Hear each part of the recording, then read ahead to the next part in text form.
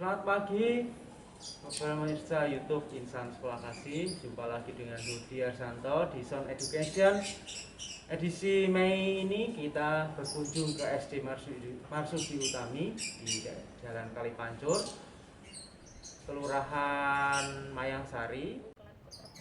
Jalan Mayangsari, Kelurahan Kalipancur. Di SD Marsudi Utami ya.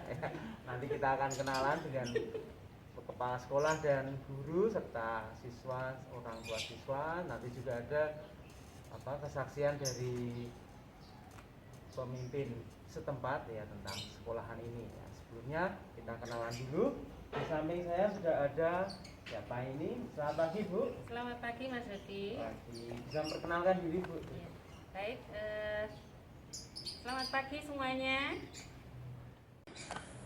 Nama saya Maria Yasinta Mulyani. Saya kepala sekolah di SD Marsudi Utami. Baik, terima kasih. Panggilannya Bu Yasinta. Bu Yasinta. Oke. Dan di sampingnya ini ada orang tua siswa. Siap monggo Bu, perkenalan. Halo, selamat pagi. Nama saya Ibu Ismi. Saya orang tua dari murid yang bernama Nies. Baik. Panggilannya Bu Ismi? Ya, Ya, panggilannya. terima kasih Bu Ismi. Di sampingnya lagi ada Bu Guru. Monggo Bu, memperkenalkan diri. Selamat pagi, Assalamualaikum. Nama saya Andini Toyprasari. Saya guru kelas 5, biasa dipanggil Bu Dini. Terima Baik. kasih. Terima kasih Bu Dini. Dan yang di pojokan ya ada adik cantik ini ya, siswa dari SD Marsudi Utami. Silakan perkenalkan diri, Siska. Halo, perkenalkan nama saya Francisca Anugrah Wijaya. Saya biasa dipanggil Siska. Saya kelas 6 SD Marsudi Utami. Oke. Kelas 6 ya Siska ya. Terima kasih sudah hadir semua. Nah, kita akan berbincang-bincang nih, ada beberapa pertanyaan yang ingin saya tanyakan tentang apa sih Marsudi Utami ya. Biar pemirsa tahu nih apa aja sih kegiatan di SD ini. Baik, kita ke Siska dulu nih. Kebetulan karena Siska sudah kelas 6 di sini ya. Sudah 6 tahun ya di sini ya. Terus kemudian juga kebetulan TK-nya juga di TK Marsudi Utami ya. Di sini jadi ada TK, SD dan SMP. Kebetulan kita berkunjungnya ke SD Marsudi Utami. Baik Siska, gimana sekolah di sini? Sekolah di sini sangat menyenangkan Oke. karena di sini banyak sekali hal yang awalnya kami belum mengetahui. Sekarang kami menjadi lebih berwawasan, lebih mengerti tentang tradisi kebudayaan. Dan Oh. di sini adalah sekolah berbineka. Wah, sekolah berbineka. Apa itu sekolah berbineka? Di sini setiap 2 tahun sekali diadakan gelar budaya. Gelar budaya? Iya. Oh, oke. Gelar budaya ini bukan hanya bertujuan untuk mempromosikan sekolah, tetapi juga untuk mengenalkan tentang kebudayaan, tradisi dari daerah lain kepada masyarakat dan siswa-siswi di sini. Oh, begitu. Berarti gelar budaya itu seperti pameran gitu apa? Oh, iya berarti sekolahan mengadakan pameran, terus yang datang siapa? Ada orang tua murid, Hmm. tamu-tamu dari dinas, bapak ibu guru, dan tentunya siswa-siswi SD Marsudi Utami. Oh, oke. Biasanya itu kalau sebelum pandemi ya, itu biasanya setahun sekali atau gimana? 2 tahun sekali. Oh, 2 tahun sekali selalu ada pameran itu. Oke. Terus ngapain aja? Siswa menampilkan tari-tarian, menyanyi, drama, bermain alat musik, dan macam-macam. Macam-macam ya. Ada pameran-pameran juga? Oh, oke. Apa yang dipamerin? Seperti hasil dari karya anak-anak, siswa-siswi di sini, seperti souvenir. Lalu juga ada pameran dari tata boga. Jadi makanan yang sudah dibuat lalu dipamerkan. Oh, Oh, anak-anak yang bikin Iya. makanannya? Iya. Wah, Jadi nanti orang tua murid boleh mencoba makanannya. asik. Nggak bayar itu. Oke, terima kasih Siska. Benar itu Bu Yasinta, kegiatan kebinekaan itu. Iya, di sini memang karena sekolah kami itu kan terdiri dari berbagai macam anak ya, latar belakangnya itu beraneka ragam gitu. Yang pertama memang kalau tadi yang Siska katakan itu tentang boga, kemudian souvenir, itu dari VP kami, value proposition kami itu tentang upreneur ya. Upreneur itu jadi pendidikan yang berkualitas menjadikan upreneur muda berdaya juang tinggi. Wah. Nah, upreneur ini kami berikan kepada anak-anak di SD Marzuki Utami karena kami melihat bahwa anak-anak yang dari sini itu tidak seluruhnya itu melanjutkan ke jenjang pendidikan yang lebih tinggi. Oh, oke. Kemudian kami juga melihat dari marketnya ya, orang tua yang memasukkan anak-anak ke SD Marzuki Utami. Terus kami juga melihat peluang-peluang yang ada di sekitar sekolah, juga lingkungan di daerah Kalipancur. Nah, lebih baik kami membekali sejak dini dengan artpreneur itu yang di kelas 4 itu ada Composting. Ya, composting. Jadi anak-anak itu dilatih untuk membuat kompos. Yang kelas 5 itu souvenir, yang kelas 6 itu boga. Dan pembelajaran itu diberikan setelah pembelajaran sesuai dengan kurikulum. Maksudnya tidak mengganggu dari pembelajaran yang pokok itu yang akademik. Jadi itu diberikan itu untuk bekal keterampilan hidup mereka. Jadi life skill ya bagi mereka, supaya nanti seandainya anak-anak itu putus sekolah atau tidak bisa melanjutkan ke jenjang berikutnya, setidaknya mereka itu sudah punya bekal untuk hidup. Maka kami berikan dari kelas 4, 5, 6. Mana dari anak-anak itu diharapkan dari anak-anak itu memang mungkin yang sesuai dengan bakat atau talenta mereka ya, yang cocok dengan mereka, yang sesuai tentunya akan dikembangkan nanti dengan sendirinya. Itu kalau seandainya mereka tidak bisa melanjutkan ke jenjang berikutnya atau putus sekolah mungkin hanya sampai SMP gitu ya. Kemudian bila itu melanjutkan ke jenjang berikutnya itu kebanyakan kan sekarang pekerjaan itu akan cepat mendapatkan pekerjaan itu kalau mereka mempunyai bekal keterampilan. Dan juga mungkin bisa berusaha sendiri dengan membuat souvenir, kemudian boga, juga kompos. Ini kan program kami juga untuk green school gitu ya, green school. Nah, harapannya itu nanti seandainya mereka juga melanjutkan ke jenjang pendidikan berikutnya, mungkin ke SMK boga atau yang keterampilan yang sesuai dengan yang dibekali di sini, anak-anak juga sudah punya bekal, jadi sudah siap gitu. Apakah memang ada kenyataannya seperti itu bahwa adik-adik ini kebanyakan nanti yang di sini memang tidak lanjut gitu, gimana? Iya, karena anak-anak yang masuk di sini itu kan sebagian besar ya orang tua atau anak-anak sini kan dari kaum marginal. Jadi juga dari ekonomi yang pas-pasan, bahkan mungkin kurang dari prasejahtera ya, gitu. Jadi memang kenyataan di lapangan ini teman-teman ini setelah mungkin setelah dari sini lanjut SMP tapi kemudian biasanya langsung kerja. Iya, langsung bekerja.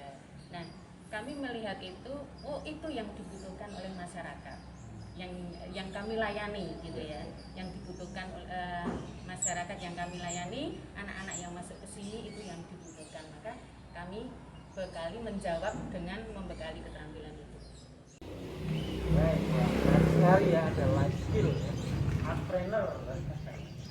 Nah, kalau Siska sendiri itu mengalami semua itu kelas 4 juga composting, kelas 5 juga apa? Souvenir itu juga. Oh. Yang paling disukai yang mana? Boga. Kenapa kok Siska suka masak tadi? Selain hobi, Nah, oh hobi. Ya. ya, di sini tuh nggak cuma hanya belajar lalu dilupakan, tapi bagaimana cara siswa-siswi di sini dapat menghafalkan lalu dipraktekkan Dipraktekkan dalam di kehidupan rumah. sehari-hari. Oh iya iya iya. Seperti mungkin bisa mengajarkan kepada mama, nenek. Oh. Di sini kan banyak masakan-masakan yang mungkin awalnya kita tidak tahu, jadi lebih tahu resep-resepnya. Oh, daripada orang-orang rumah ya. Misalnya apa, Siska, yang masak di sini yang ternyata mama nggak tahu? Buat kue bolu. Kue bolu. Oh iya iya.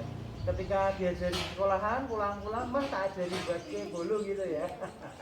Mama belum bisa. Belum bisa. Oh belum bisa. Terus sekarang udah bisa diajari. Ya. Oke, menarik sekali ya. Ternyata Siska suka masak. Baik. Ini kan ada life skill ya. Saya mau tanya ke Bu Dini nih. Bu Dini, kalau Bu Dini ngajar kelas berapa, Bu? Kalau saya sendiri mengajar kelas 5 dan saya juga selain mengajar kelas 5, saya juga mengajar souvenir, bagian artpreneur, megang souvenir. Oh, mengajarkan iya, anak-anak iya, iya. seperti itu. Berarti memang Bu Dini ini khusus untuk yang souvenir atau memang ada tim guru lain gimana Bu? Kalau souvenir memang saya yang mengampu mengajarkan ke anak-anak. Ya, iya, iya.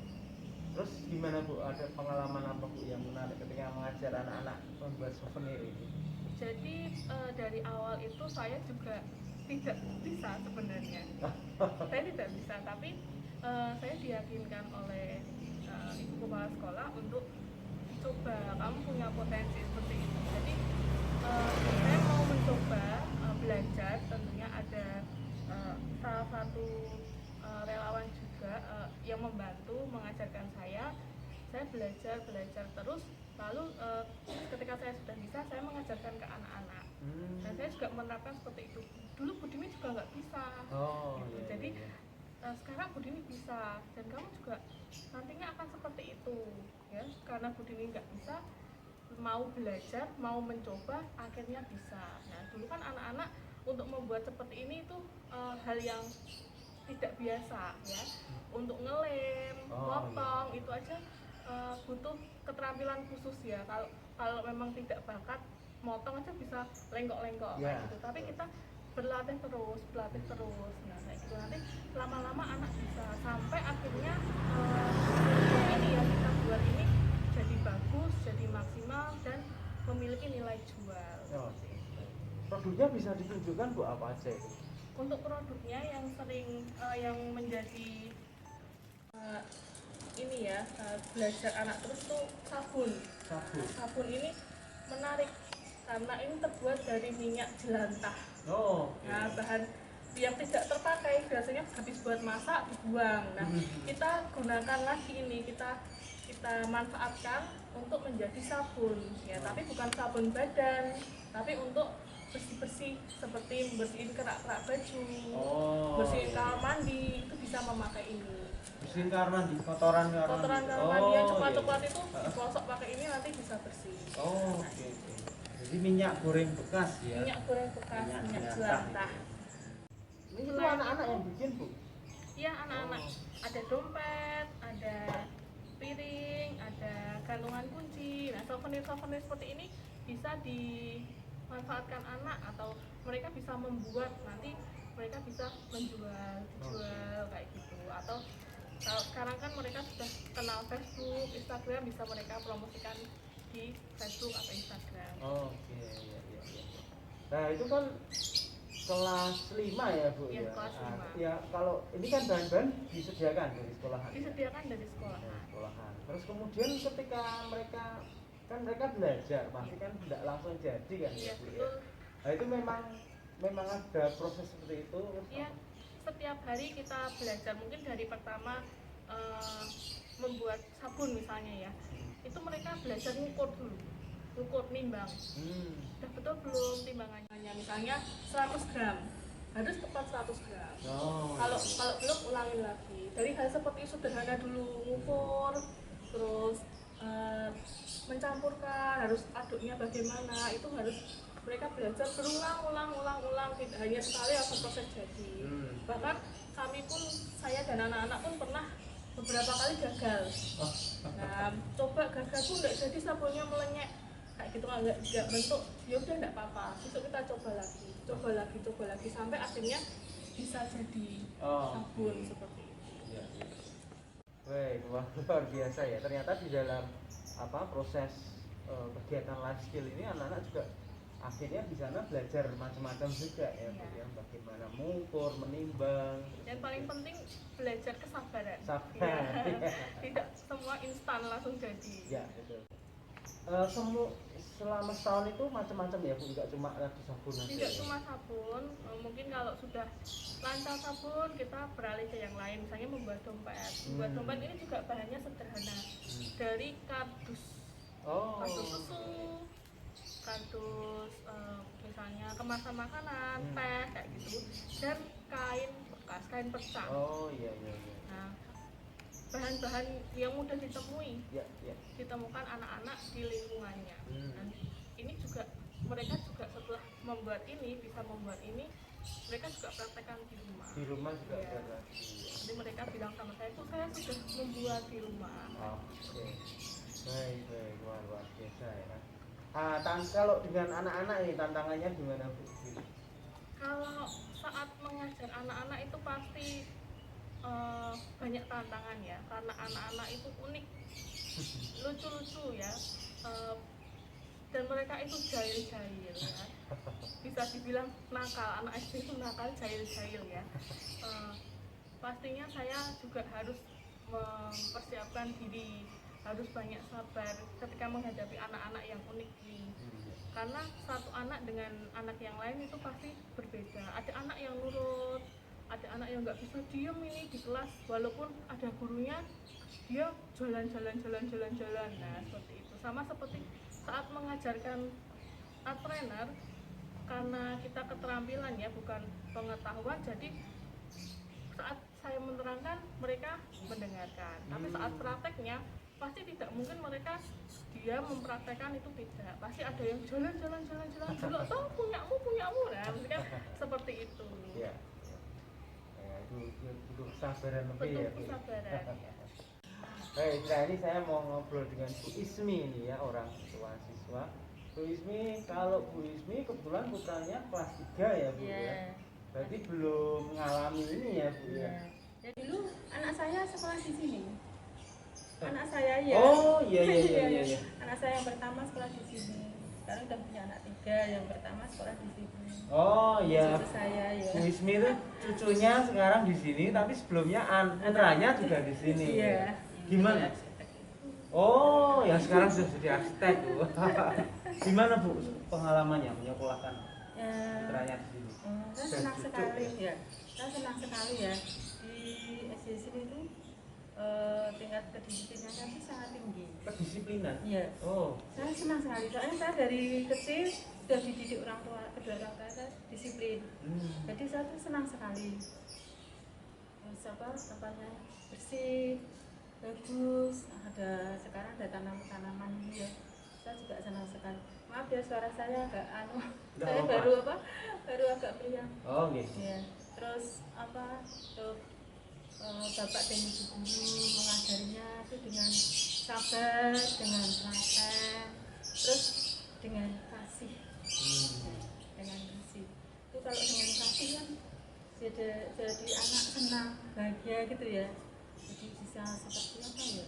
Seperti kayak orang tua sendiri gitu. Ya. Saya senang sekali itu. Telaten, terus menghadapi misalnya ya ada protes tuh menanggapinya Bapak dan Ibu itu dengan sabar. Ya, dengan sabar. Saya senang sekali itu. Ya. Jadi, kalau Bu Ismi tinggalnya di? Saya di RT 1 sini, Mas Ari, di atas. Dekat ya? Ya,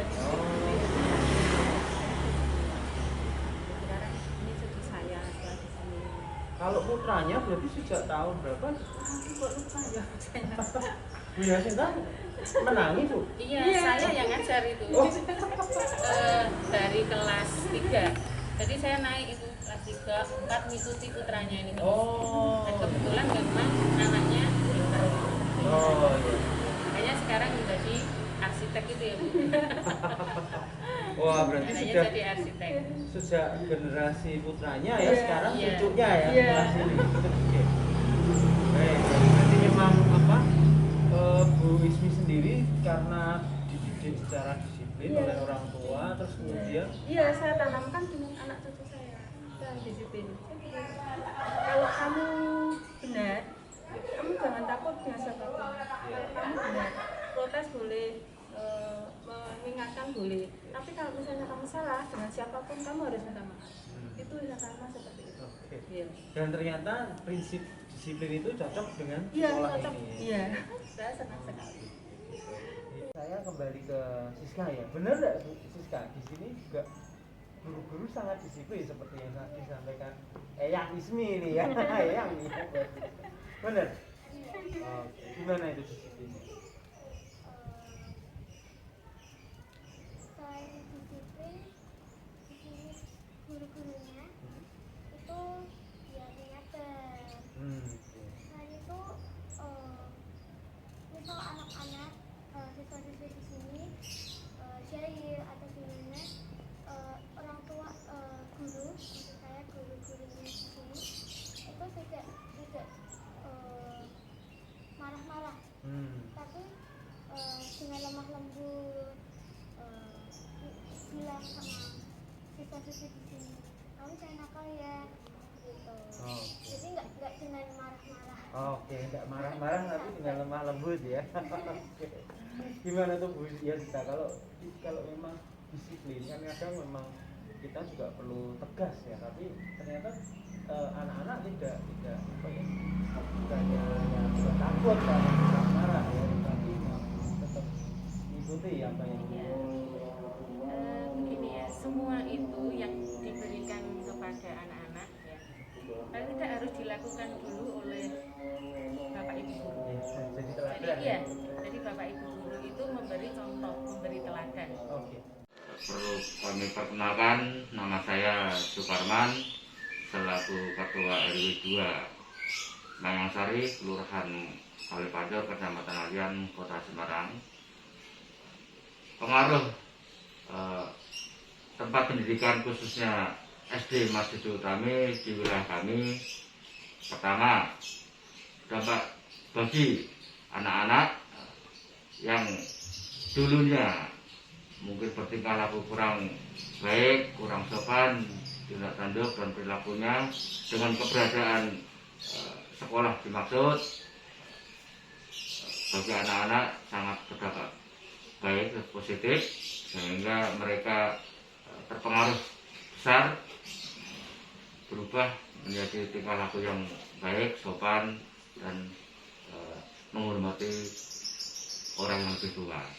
Kemudian dampak lingkungan, keberadaan SD Masjidul Utami bagi lingkungan di wilayah kami, karena kegiatan-kegiatan di wilayah kami itu terutama untuk bulanan itu wajib bagi semua warga masyarakat untuk menjaga kebersihan lingkungan. Di sini dengan keberadaan SD Masjidul Utami turut andil atau berkontribusi untuk setiap kegiatan-kegiatan kebersihan lingkungan telah dikerahkan dari sekolah, yaitu guru dan murid-muridnya untuk ikut berpartisipasi dalam kegiatan kebersihan lingkungan, terutama di lapangan olahraga, kemudian di sepanjang jalan dari atas, dari Gapura sampai menuju ke lokasi SD Masjidul Utami. Oh iya, perlu kami sampaikan bahwa letak SD Masjidul Utami di wilayah RT 11 RW 2. Jadi salah satu SD yang benar-benar strategis letaknya, dan di sana keberadaan SD sangat-sangat memberikan manfaat kontribusi yang baik bagi warga masyarakat sekitarnya. Harapan saya mudah-mudahan SD Masjid Utami baik gedungnya bisa lebih ditingkatkan pembangunannya, kemudian untuk sarana prasarana bisa dilengkapi, kemudian untuk SDM-nya baik pengajar, guru-guru maupun kepala sekolah bisa memberikan satu inovasi baru sehingga kedepannya SD Masjid Utami lebih baik, lebih maju dan dikenal oleh warga masyarakat baik di wilayah kami maupun dari luar wilayah Manasari. Sekali lagi saya sangat terima kasih dan memberikan satu penghargaan yang sebesar-besarnya terutama kepada beliau-beliau, ibu kepala sekolah dan guru-guru yang ada di SD Masjid Utami. Mudah-mudahan ke depan di tahun ajar yang baru nanti SD Masjid Utami lebih baik, lebih maju dan memberikan kontribusi yang sangat besar. Demikian yang dapat kami sampaikan, kurang lebihnya mohon maaf.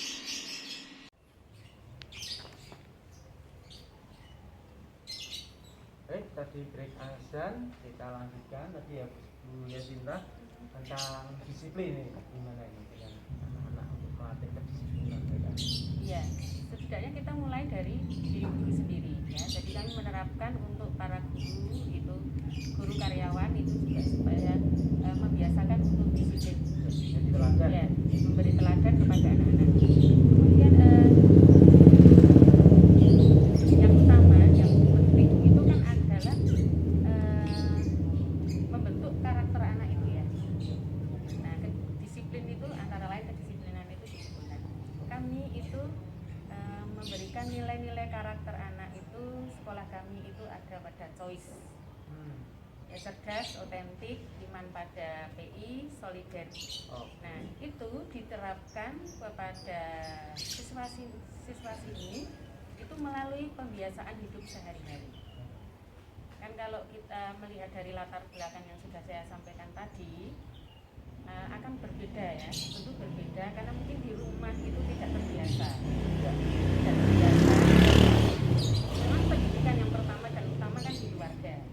Tapi melihat dari latar belakang keluarga yang seperti itu, maka sekolah lebih banyak yang ke anak-anak sini itu memang penanaman nilai-nilai karakter itu melalui nilai karakter choice dan melalui pembiasaan hidup dalam kehidupan sehari-hari. Jadi setiap hari itu kami selalu menanamkan itu nilai-nilai karakter choice itu antara lain ada kedisiplinan.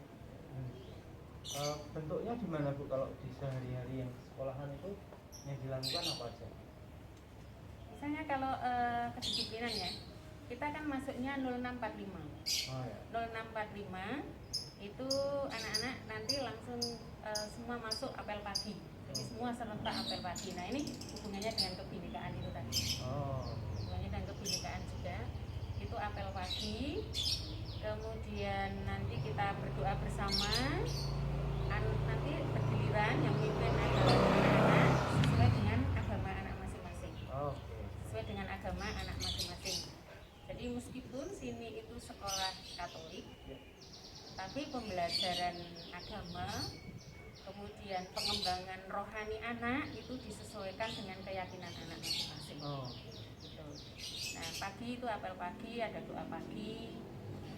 Kemudian dari apel pagi itu anak-anak kan biasa untuk tertib ya, didisiplinkan. Setelah itu kemudian meditasi. Ada meditasi. Karena kan yang masuk yang awal mulanya itu anak-anak, apalagi anak yang di sini itu mungkin agak kurang teratur. Kemudian terlalu aktif ya, terlalu aktif. Itu kan perlu penataan hati gitu ya. Nah, untuk itu kan harus masuk dalam suasana yang hening dulu. Itu maka kami kalau pagi itu ada meditasi. Yang diiringi musik ya gitu. Itu untuk menyeimbangkan mereka. Mereka itu kalau meditasi di kelas atau di mana tuh, di aula atau di sini? Oh, di tengah sini. Iya, di tengah sini. Jadi nanti per anak itu di sini. Gitu itu meditasi. Nah, setelahnya kan nanti ada masuk itu anak-anak akan menuliskan itu niat-niat baiknya. Nah, itu kan nanti kalau juga akan mendukung kedisiplinan anak. Jadi niat-niat baik hari ini yang akan saya lakukan itu apa? Niat-niat baik yang akan saya lakukan itu apa? Itu akan ditulis. Nah, setelah nanti pembelajaran sehari siang itu mereka akan kami beri waktu untuk merefleksi dari apa yang sudah ditulis itu. Nah, perbuatan baik itu apa sudah dilakukan benar, terus apa yang diperlukan hari ini gitu. Jadi di akhir hari ada refleksi ya? Iya, di akhir kegiatan itu ada refleksi. Meditasinya berapa lama Bu? 10 menit. 10 menit ya. Jadi duduk diam gitu ya. Iya. Ya awal-awal ya memang agak buka-buku ya anak-anak kan awal-awal gitu. Tapi nanti setelah kalau diiringi musik masuk itu kan anak-anak sudah terbiasa kan tertata. Oh iya. Gitu. Itu kelas 1 2 juga ya? Iya semua. Kelas 1 termasuk gurunya juga. Iya. Termasuk gurunya. Gurunya pun juga menuliskan niat-niat baik, kemudian juga berefleksi juga. Oke, kalau tadi kan tentang kebinekaan nih, tadi awal-awal Siska cerita tentang apa ada kelas-kelas budaya gitu. Memang dari sini teman-temannya beda-beda gitu. Iya. Bedanya gimana? Ada yang di sini sebagian besar kan dari Jawa. Oh iya. Tapi nggak cuma dari Jawa juga. Ada beberapa yang dari luar Pulau Jawa. Oh. Ada yang dari Papua, Flores, juga ada yang dari Riau. Oh iya, iya, iya. Jadi memang teman-temannya beda juga ya. Selain itu apa lagi bedanya? Sini tuh teman-temannya tuh kayak misal setiap kelas akan dibagikan sama ibu guru. Jadi tema budaya.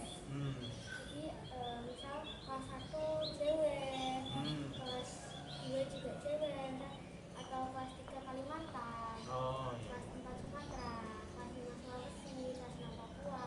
Oh. Jadi dalam satu sekolah ini kami bisa bergabung jadi satu seperti Indonesia, berbagai banyak pulau, daerah, ras, agama. Kami di sini bersatu padu bersama-sama saling mempelajari daerah masing-masing kami, lalu juga mendalami daerah-daerah yang ada di Indonesia. Oke, jadi belajar tentang kebinekaan juga ya. Dan memang teman-temannya juga beda-beda ya. Secara tadi dari daerah, terus juga agama beda enggak? Iya. Oh iya. Komplit ya di sini ya. Iya. Ya tentang kebinekaan Ibu, gimana kalau yang di sini kan dengan latar belakang yang kebanyakan prasejahtera, terus kemudian latar macam-macam ini gimana menyatukan? Awal tahun itu ya, awal tahun itu anak-anak nanti akan membuat kesepakatan. Jadi di dalam kelas ini kan itu berbeda-beda ya anaknya ya. Iya. Berbeda-beda ya agamanya, juga mungkin karakternya, itu juga latar belakang ekonominya, status sosialnya itu kan berbeda-beda. Nah, membentuk komunitas anak itu awal tahun itu anak-anak akan membuat kesepakatan bersama. Misalnya di kelas 1 kan, saya di kelas ini saya ingin apa ya? Oh saya ingin tenang kan, misalnya kan ingin tenang. Supaya kelasku ini saya ingin yang disiplin kelasnya. Kelas ini yang menyenangkan, saya ingin kelasnya ini yang menarik. Nah dari situ dari anak-anak itu dituliskan terus dikumpulkan. Nah nanti akan disimpulkan gitu ya. Oh berarti kalian kelas ini akan menjadi kelas yang menarik, yang kelas yang menyenangkan, kelas yang membuat suasana damai. Nah itu yang harus dilakukan apa saja. Nah nanti kan guru akan memancing. Iya. Akan memancing. Oh, akan dari perbedaan-perbedaan teman-temannya misalnya. Saya ingin rukun kok di kelas ini. Kalau rukun berarti kan kalian tidak bertengkar. Nah, Nah, dari situ mereka akan menghargai teman, ya, menghargai teman. Kemudian juga mungkin kalau siang saling mengingatkan, oh ini misalnya sholat, nah gitu, mengingatkan ke teman, sholat seperti itu. Antara lain itu dari awal itu harapan kami kalau dari kecil sejak dini itu dilatih untuk menerima perbedaan. Nah, mereka akan menghargai, menghormati satu sama lain. Nah, kalau ini tantangan nih dalam melatih anak tentang kebinekaan, ada nih? Ya seperti yang saya bilang tadi ya, semua anak itu unik di kelas-kelas itu ya. Apalagi kelas yang saya pegang itu tidak semua muslim, tidak semua orang Jawa. Nah, mereka campur aduk ya. Ada yang muslim, ada yang Katolik, ada yang Kristen, ada yang Jawa, ada yang menurut saya itu ada yang Flores juga. Uniknya mereka itu di kelas ini saya tidak mengajarkan anak-anak tentang ya mungkin toleransi itu saya ajarkan, tapi saya tidak menyuruh anak-anak. Ada satu kejadian, anak itu waktu azan saya menerapkan itu malah yang Nasrani yang mengingatkan, diam dulu lagi azan. Nah seperti itu kan, jadi saya kaget, kok malah mereka dari yang Nasrani yang mengingatkan. Jadi mereka sudah paham toleransi beragama itu seperti apa. Tantangannya pasti banyak, tidak mudah. Jadi anak itu pasti awalnya mereka kan tetap ada lah satu dua anak yang membeda-bedakan, pasti ada. Kamu dari Flores kok misalnya kayak gitu ya. Tapi lama kelamaan mereka belajar, mereka diarahkan bapak ibu guru untuk tidak membeda-bedakan teman, mau berteman sama siapapun, merangkul sesama temannya, seperti itu. Jadi lama kelamaan mereka juga saling menyayangi satu sama lain. Jadi kalau Bu Ibu gimana nih tentang Bu Ismi sendiri kan dari Islam, terus kemudian tapi ini kan sekolah Katolik, gimana? Apakah memang ada perbedaan atau bagaimana? Kenapa? Soalnya kan saya dari kecil memang nggak di orang tua saya nggak kamu gini seperti fanatik ya. Jadi tidak, saya dari dulu tidak dididik untuk fanatik. Jadi anaknya mau apa, yang penting kamu tahu batas-batasnya. Jadi kita tetap menghargai satu sama lain, apalagi dengan misalnya teman, dengan apa harus. Jadi saya didik anak cucu saya juga seperti itu, tidak boleh misalnya ternyata tidak boleh seperti itu, kamu harus ya jangan ikut-ikutan ya. Jadi saya tetap menjunjung tinggi ya, karena saya juga keluarga mertua saya tuh Kristen, suami saya Kristen, tapi ya saya tidak membuka ya, saya sendiri, suami saya sendiri, tapi saling menghargai, kita sudah bersama untuk saling menghargai.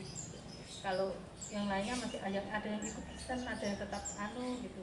Jadi saya dari dulu memang enggak fanatik ya, saya tetap menjunjung tinggi, semua sama, tujuannya kan sama, cuma caranya aja berbeda-beda ya, seperti apa gitu. Dan di sekolahan di sini bukan arahnya ke agamanya ya Bu, tapi memang kalau Bu Ismi memang melihat pendidikannya, terus karakter disiplinnya yang memang itu ditanamkan di keluarganya Bu Ismi. Iya. Kalau anak itu kan tetap saya didik, cucu saya ini sudah seninya sini sudah puasa 1 hari full, sholat. Kalau misalnya saya habisin belum sholat, saya tengah biar lorot dulu habis buka itu dia gitu. Kalau saya pergi dia pulang, saya sudah sholat tuh, belum sholat ya gitu.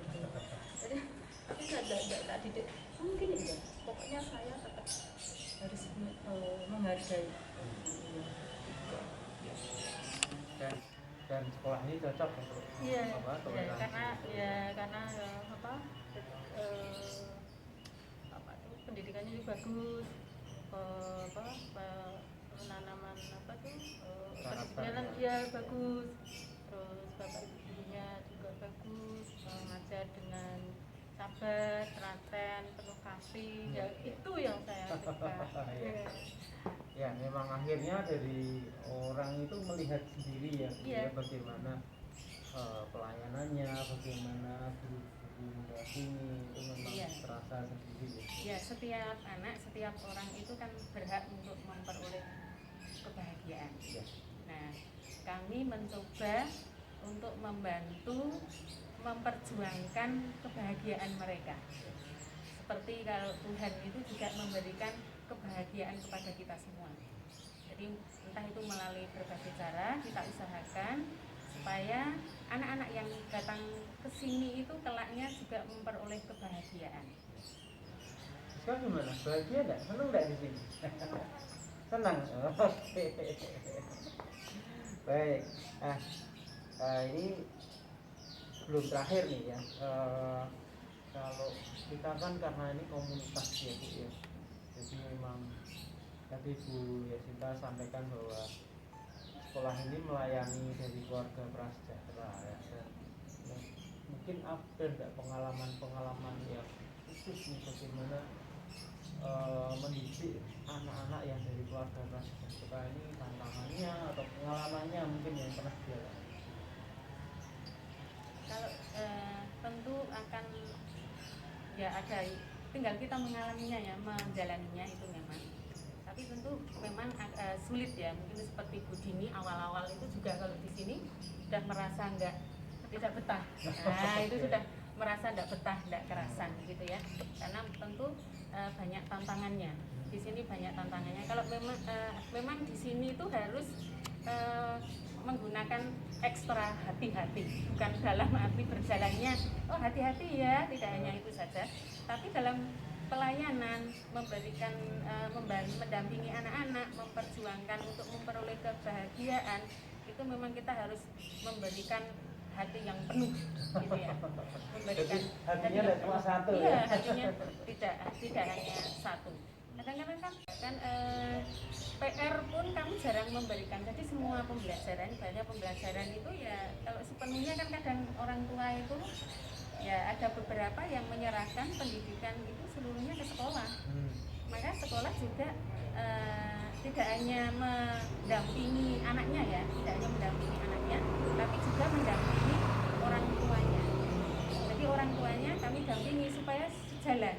Ya. Kalau kita itu di sekolah hanya mengolah anaknya saja, sedangkan di rumah itu anaknya tidak didampingi dengan baik oleh orang tuanya, nanti apa yang diusahakan oleh sekolah akan sia-sia. Ya, ya. Jadi maka seperti tadi saya mengutarakan awal mula memang harus membentuk komunitas orang tua itu. Nah kami dari sekolah itu mengajak orang tua untuk membangun mimpi bagi anak-anaknya. Jadi membangun mimpi bagi anak-anaknya. Karena itu tantangan yang sangat ya kalau dikatakan sulit ya memang sulit di sini gitu ya. Home visit ya. Jadi kalau nanti kalau ada masalah-masalah, ada satu anak atau beberapa anak kok mengalami masalah, tentu kami akan berembuk. Nah maka kan tadi di akhir kegiatan baik guru maupun siswa itu ada refleksi. Juga nanti mungkin kami akan berkumpul itu para guru ada kesulitan apa hari ini misalnya. Mungkin kan nanti guru akan mengatakan oh ini kok anak ini susah ya. Nanti coba besok di home visit dikunjungi ada kesulitan apa. Oh. Oke, tadi kalau Bu Dini tadi sempat ternyata Bu Dini adalah guru baru ya, termasuk guru baru ya di sini. Nah, ada mungkin kalau sebelumnya ngajar di sekolah lain mungkin beda atau terus pengalamannya di sini bagaimana Bu?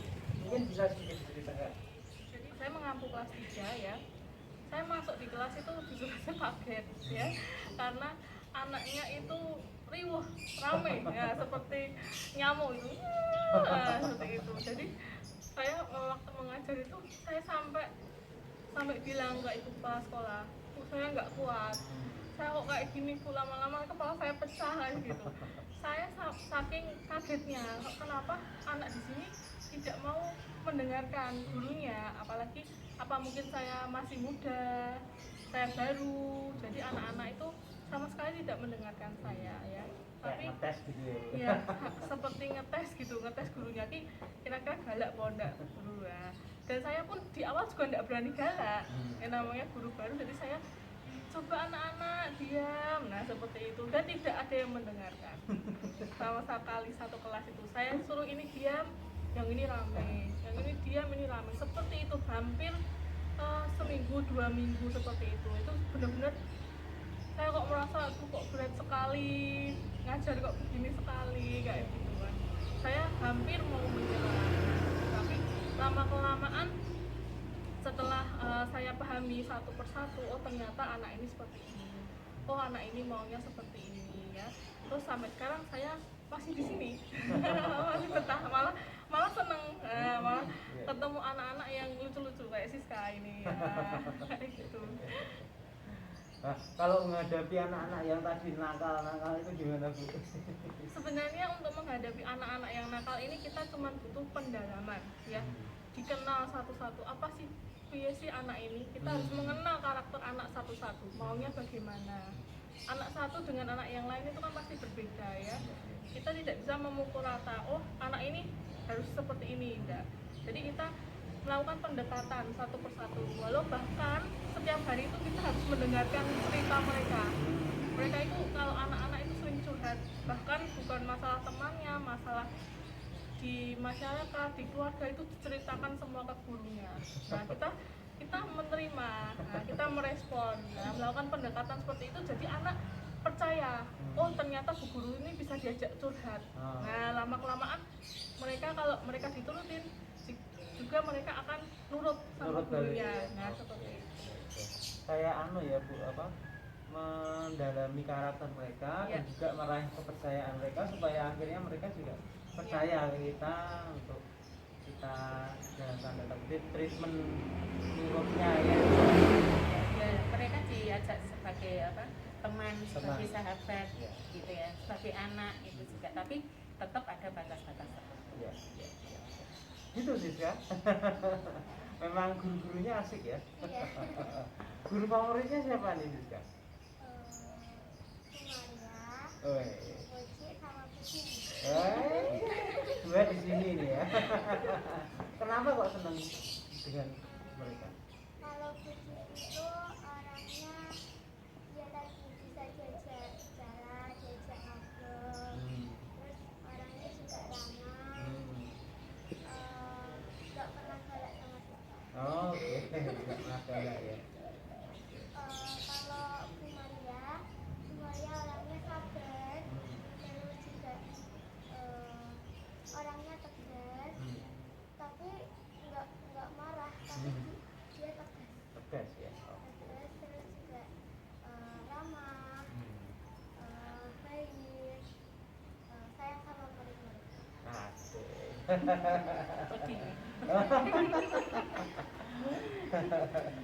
Baik, kalau dari orang tua Bu Ismi gimana? Apakah memang ada pendekatan ke orang tua juga diajak?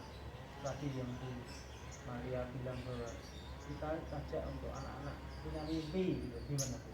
Ya memang betul, dari anak saya dulu dari TK itu memang benar baik, gurunya baik, komunikasi dengan orang tua benar juga. Ini SD juga, di siapa anak saya terus saya itu juga, pokoknya misalnya Bu ini ya, misalnya saya juga ditanya Bu gimana anaknya ya, oh gini misalnya, tapi Bu ya pasti ada komunikasi. Ada komunikasi. Iya, ada komunikasi. Baik, memang komunikasi sangat penting ya. Iya. Nah, selain apakah dengan orang tua itu kan mestinya nggak semua akhirnya bisa terlibat ya, apalagi biasanya bapak nih ya. Nah kalau gitu-gitu gimana untuk menghadapi orang tua yang mungkin cuek atau nggak peduli sama pendidikannya? Kami itu berusaha untuk masuk ke dunianya mereka. Misalnya kan ada punya WA ya, kami lihat statusnya itu. Terus saya secara pribadi itu mengalami dari itu, terus oh statusnya dia itu misalnya sedang mengeluh atau apa, itu saya beri komentar. Di status WA Iya, itu ya. di statusnya WA itu. Karena ada loh satu orang itu yang memang agak sulit sekali kurang memperhatikan, apalagi dengan gurunya itu juga coba gitu misalnya. Ya padahal kami itu ramah, mari Pak, monggo Pak, misalnya kan seperti itu. Tapi saya melalui statusnya mereka itu, memberi komentar atau bahkan mungkin menguatkan, lama-lama mereka itu juga luluh gitu ya. Jadi terus akhirnya juga mau datang ke sekolah. Mau datang ke sekolah ketika dipanggil itu datang ke sekolah. Memang begini, ya yang utama bagi mereka kan belum ke pendidikannya ya, tapi bagaimana saya itu bisa menghidupi anak-anak saya untuk makan. Nah gitu loh. Jadi mencari nafkah untuk makan itu dulu. Jadi untuk makan yang itu menjadi dulu. prioritas mereka. Iya, Ya. jadi maka kami harus membantu ekstra untuk di pendidikannya. Padahal sebenarnya itu kan waktu yang lama itu kan di keluarga dengan orang tua. Sedangkan mereka anak-anak itu kasihan loh, ditinggal lama seharian ibaratnya dengan orang tua. Jadi sampai melalui pendekatan ya lewat seperti statusnya itu. ya. Untung statusnya tidak diblokir. Tidak sembunyikan. Hidden. Bu Dini juga ada pengalaman gitu dengan orang tua Bu? Ya pastinya ya. Jika saya mengajar di kelas itu pasti saya kan sering video. Megang HP itu bukan berarti main HP, tapi di kelas itu memvideokan, memfoto bagaimana kegiatan anak. Gitu. Selain saya itu juga seneng mengkoleksi dan saya lihat, saya edit seperti itu. Saya juga kadang-kadang saya update ke status saya ya, setiap kegiatan anak itu saya update status, sampai ada orang tua itu yang heran, yang kaget. Bu, contohnya seperti ini, anaknya menari di kelas ya kan, menari itu saya video. Nah, orang tua sampai kaget, ternyata anakku berani untuk tampil di depan kelas, di depan banyak temannya. Nah, sampai orang tua itu seperti itu. Padahal di rumah Dia pemalu, disuruh ini nggak mau seperti itu. Sampai orang tua terus akhirnya minta videonya, terus setiap kegiatan minta difotokan seperti itu. Jadi lama-lama orang tua, saya dan orang tua menjalin komunikasi yang baik seperti itu. Hampir semua orang tua juga seperti itu. Jadi setiap kegiatan foto anaknya walaupun tidak diminta pasti saya berikan, saya kirimkan. Nah seperti itu biar orang tua tahu, oh anaknya di sekolah seperti ini. Dan mereka bangga ya. Mereka bangga pasti. Ada kemampuan yang kemampuan khusus yang orang tuanya bahkan tidak tahu. Oke. Baik. Nah, terakhir nih, kita sudah sampai terakhir. Kita akan bertanya, apa harapan untuk sekolah ini? Ya, Siska dulu ya. Harapanmu apa Siska untuk guru sekolah dan mungkin adik-adik kelas? Yang pasti mau menyaksikan sekolah ini tambah kajian ini, muridnya semakin banyak, guru-gurunya juga bertambah. Dan yang pasti setelah nanti Siska lulus, Siska bisa kembali ke sini. Sekolah ini sudah berbeda dari yang sebelumnya, jadi lebih bagus lagi, jadi lebih membedakan Siska. Wah, kaget nih. Oke. Tapi sejauh ini pengalaman di sekolah ini menyenangkan ya? Oke, terima kasih Siswa. Kalau dari Bu Ismi, Bu, apa harapan Ibu sekolah? Harapan saya pribadi ya, saya ini penanaman kejujuran sudah bagus ya. Harapan saya bisa ditingkatkan lagi dengan kejujurannya, dan Bapak Ibu guru mengajarnya tetap dengan kesabaran, ketelatenan, penuh kasih. Jadi anak-anak bisa senang, bisa bahagia ya Pak. Seperti ya sudah 6 tahun ya di sekolah ya, SD itu seperti itu. Dan